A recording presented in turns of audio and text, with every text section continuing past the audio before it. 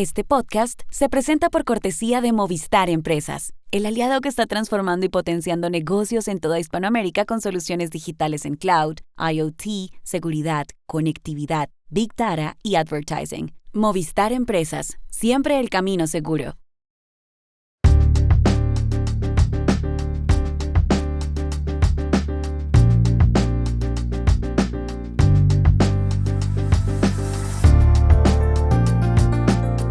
Hoy les hablaremos de la desertificación de Estados Unidos a Colombia. También de la ofensiva terrestre de Israel en la ciudad de Gaza. Y de Robert Redford, auténtica leyenda del cine, que murió ayer. Hola, bienvenidos a Y esto no es todo, el podcast del Georgetown Americas Institute de la Universidad de Georgetown en Washington, D.C. Soy Juan Carlos Iragorri, desde Madrid.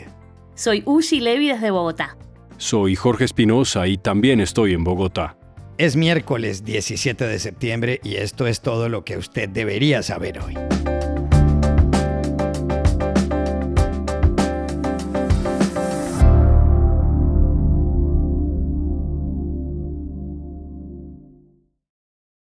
Las relaciones de Estados Unidos y Colombia entraron en un nuevo capítulo en la noche del lunes. Fue cuando el presidente Donald Trump hizo público un memorando en el que desertificó la gestión del gobierno de Gustavo Petro contra el narcotráfico. El memorando dice que bajo el gobierno Petro, los cultivos de coca y la producción de cocaína han alcanzado niveles históricos y agrega que el incumplimiento de Colombia en sus obligaciones de control de drogas durante el último año se debe exclusivamente al liderazgo del presidente. Aunque en el memorando de Trump quedó Colombia junto a Bolivia, Myanmar y Venezuela, la Casa Blanca aplicó un waiver, es decir, una excepción, y es que por razones de seguridad nacional seguirá dándole asistencia a Bogotá. Nada de eso, sin embargo, le gustó a Petro. Que los Estados Unidos nos desertifican. Después de decenas de muertos de policías, sobre todo, de soldados, de gente del común, tratando de impedir que les llegue la cocaína.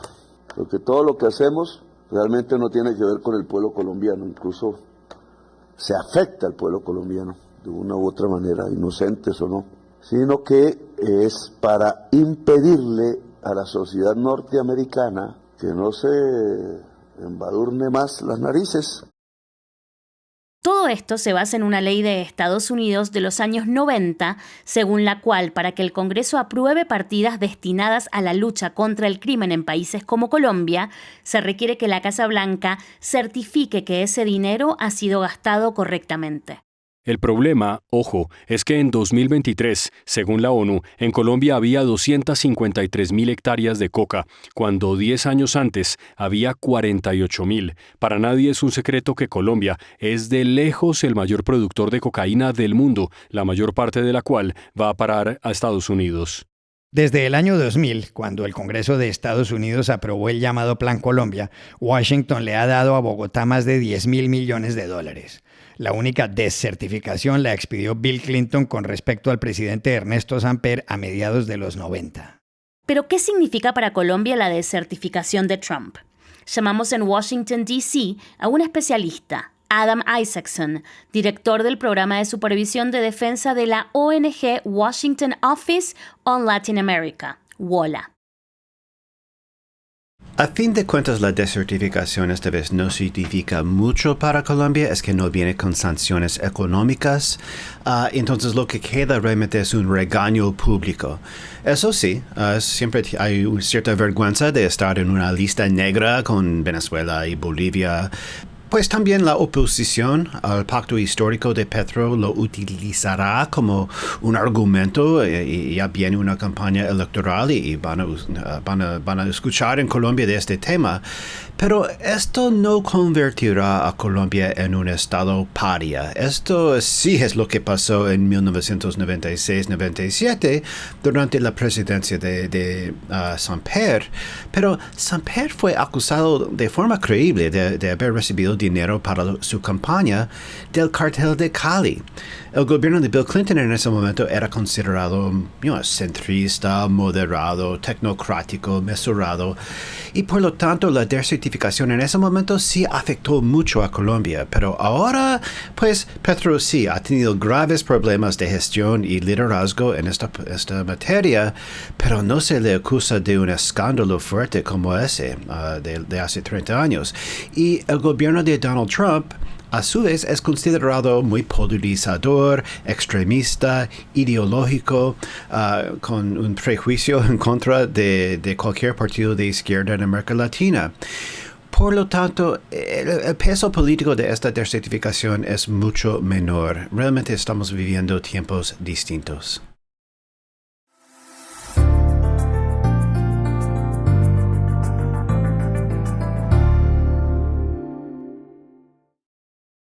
El principal conflicto de Oriente Próximo está cada vez más lejos de resolverse. En las últimas horas, el ejército de Israel puso en marcha la fase principal de la ofensiva terrestre contra la ciudad de Gaza. En un tuit, el ministro de Defensa israelí, Israel Katz, escribió: "Arde Gaza".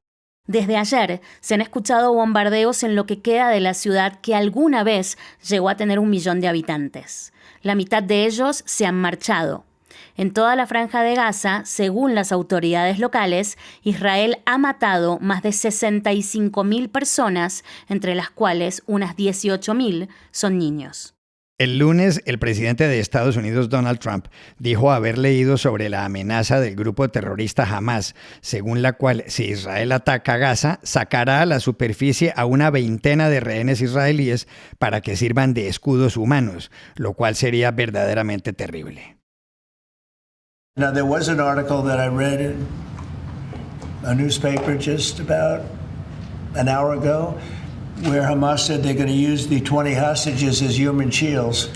They're going to bring them up from the dark tunnels, and they're going to put them in the line of fire so that if Israel goes forward, they're going to die. And I thought that was very terrible, and I put out a statement on that. You saw that. La ofensiva de Israel, ordenada por el primer ministro Benjamín Netanyahu, es parte de la respuesta de ese país tras los atentados terroristas de Hamas el 7 de octubre de 2023, donde murieron 1.200 personas y donde más de 200 fueron tomadas como rehenes. Para muchos, como la Unión Europea, la reacción israelí ha sido desproporcionada.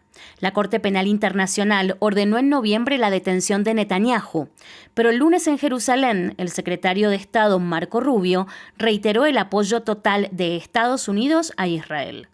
¿Qué representa el comienzo de la ofensiva terrestre israelí contra la ciudad de Gaza?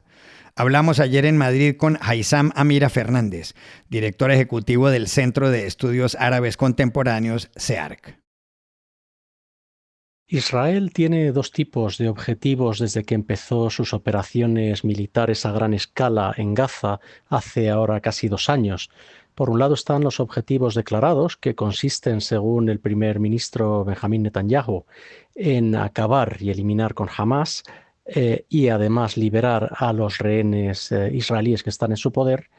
Pero hay otro tipo de objetivos que no son los declarados por el primer ministro, pero sí por miembros de su gabinete y de su coalición de gobierno, los elementos más extremistas de ese gabinete, que consiste en vaciar Gaza de la población palestina, producir lo que ellos llaman una evacuación voluntaria del territorio, que es lo que mucha gente interpreta como una expulsión forzosa o una limpieza étnica de ese territorio, de forma que Israel pueda ampliar su territorio quedándose con esa franja de Gaza, aproximadamente unos 360 kilómetros cuadrados, o bien vaciada de población palestina o con el mínimo posible de población en el territorio, y de esa manera realizar la visión del presidente estadounidense Donald Trump de crear en el territorio de Gaza una riviera del Mediterráneo que lógicamente estaría, según él, controlada por Israel y permitiría unos desarrollos urbanísticos y unos resorts de calidad. Todo esto, por desgracia, está avanzando. El plan de vaciar la Franja de Gaza, de hacerla inhabitable, y la duda es qué ocurrirá con esa población, a dónde irá, qué consecuencias tendrá y cómo reaccionará el conjunto de Oriente Medio a esta impunidad de la que goza el Estado de Israel.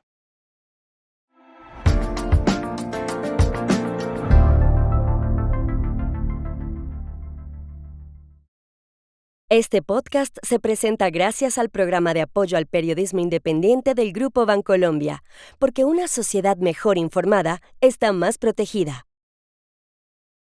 Uno de los grandes actores de los últimos tiempos, Robert Redford, murió ayer en su casa de Provo, en el estado de Utah, en Estados Unidos.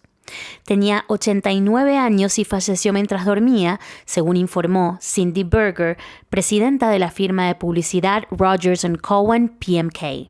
Redford había nacido en Santa Mónica, en California. Su padre fue lechero y luego contador, y su madre murió muy joven y perdió 2 niñas, por lo cual él quedó como hijo único. Eso le causó un dolor profundo. Luego fue a la universidad en Colorado y se marchó a Francia e Italia. Al regresar, gracias a su enorme talento, ya que era un hombre muy apuesto, actuó en Butch Cassidy and the Sundance Kid en 1969 y luego en 1976 en All the President's Men, donde encarnó al periodista de The Washington Post, Bob Woodward. Redford. I'm Bob Woodward of The Washington Post. Mr. Markham, are you here in connection with the Watergate burglary? I'm not here.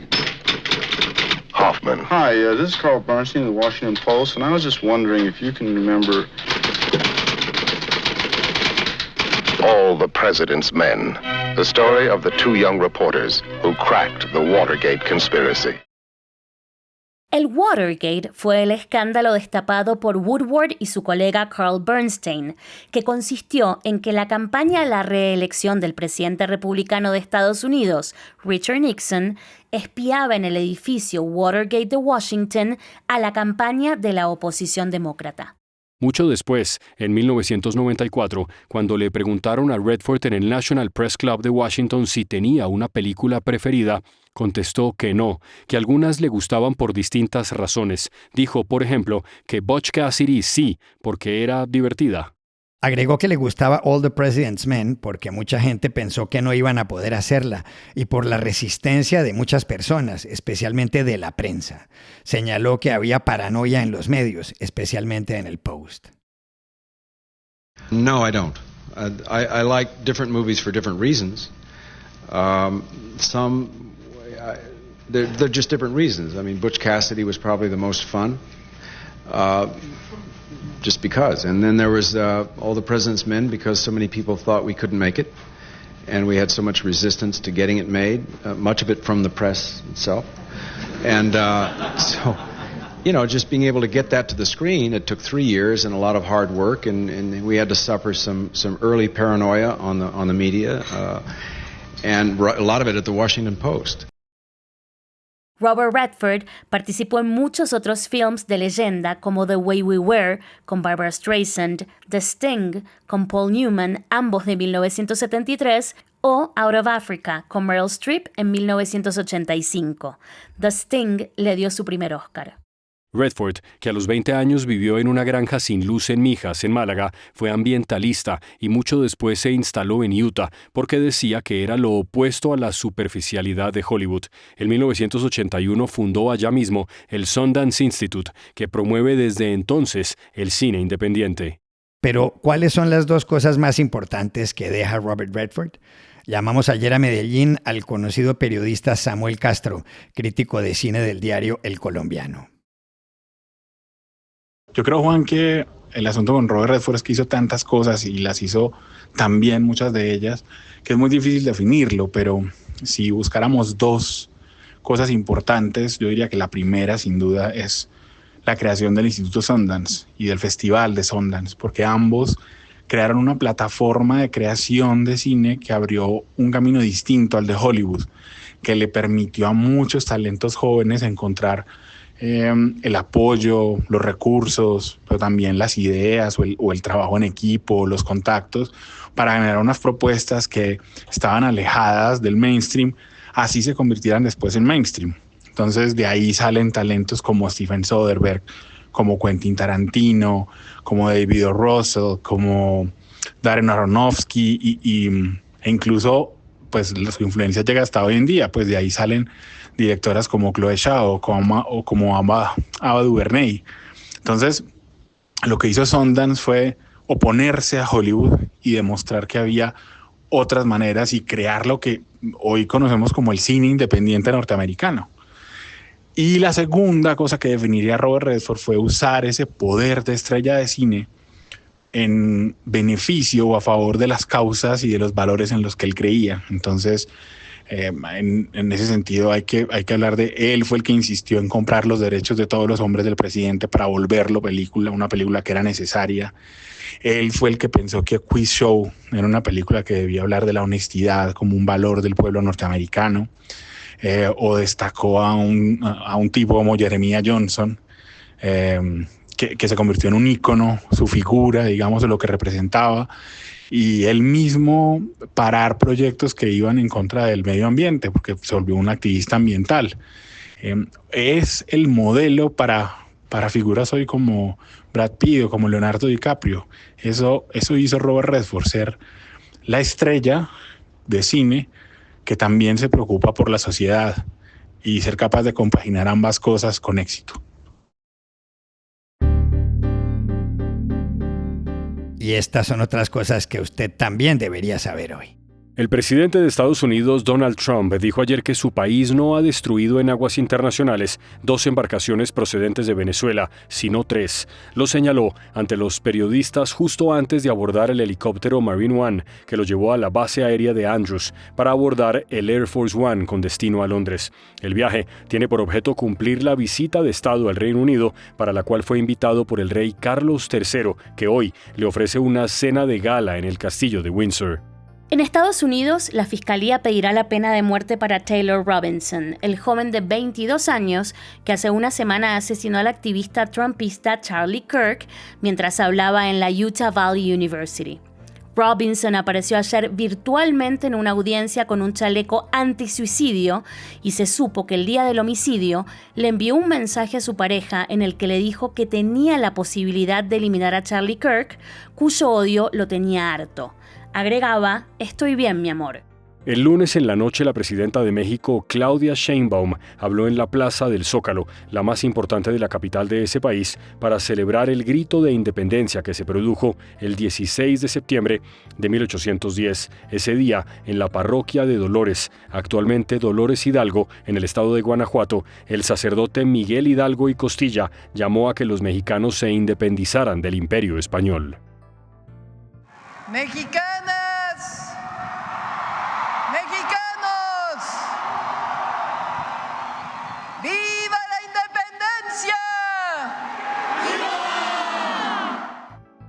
Y aquí termina Y esto no es todo, donde siempre habrá más. En la producción estuvo John F. Burnett. Pueden suscribirse a este podcast en nuestro sitio web yestonoestodo.georgetown.edu, seguirnos en nuestras cuentas de X y de Instagram, @yestonoestodo, y por supuesto buscarnos en nuestro canal de YouTube. Gracias por oírnos. Chao, hasta la próxima.